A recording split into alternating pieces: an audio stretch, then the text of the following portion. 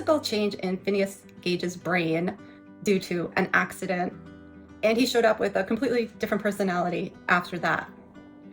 With trauma and trauma encodings, there's also a physical change in the brain, physical change on the cellular level. It's like installing little antennas in the cell membrane of those neurons in the amygdala and saying, if something like this happens again, we better get out of there, get all revved up, right? We better like sound the alarm. When we think about personality, a lot of times we identify with our personality, but we are not our personality. The personality is our who-ness. Our whatness is the foundational I amness, the foundational awareness, the omniversal self, as we call it in the disc disco. So the disco is an update to the classic disc where we say like, wait, these are personality parts. It's not you are a D, you are an I, you are an S, you are a C, but rather these are the common personality parts. And then the O is for omniversal self, the part that's not a part. You can think of this as a beautiful light, that beautiful foundation. So if I were to get a big old bonk to my head, I have a completely different personality, but I would still be aware. In my dreams, I'm different people all the time. So there's a distinction between who-ness and whatness, right? Who-ness and whatness. And our personality parts are always trying to help us. They always have helpful intent. So when I look at the physiology of my whole body, if I'm showing up 2 peace signs in the physiology of safety and connection, then how do my parts show up? Maybe one part shows up like, hey world, here I am. Let's create something, right? But if my body switches over to sympathetic activation under conditions of threat or perceived threat, well, now there's all this mobilization, perhaps for fight or flight, and that very same part might suddenly look like this.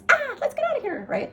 So we could look at the 4 common personality parts, and we could look at, well, what are the predictable-ish behaviors that these parts have when they are showing, when we are in the physiology of safety and connection, when we're in that mobilization response due to threat, and when we're in the immobilization response due to threat. And there's blended states in there too, so you get all kinds of fun with that.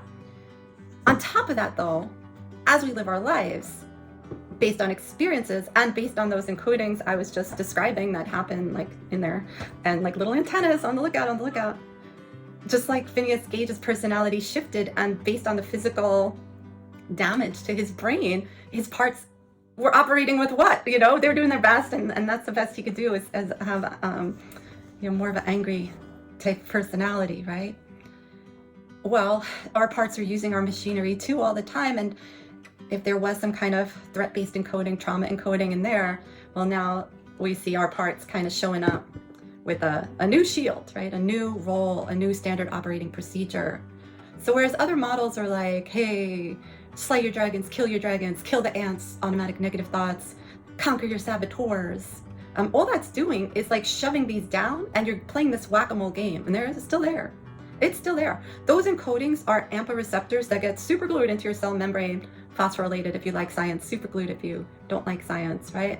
Like, I'm talking about actual healing. I'm talking about uninstalling those receptors. I'm talking about parts actually dropping the shield and going back to their naturally resourceful states.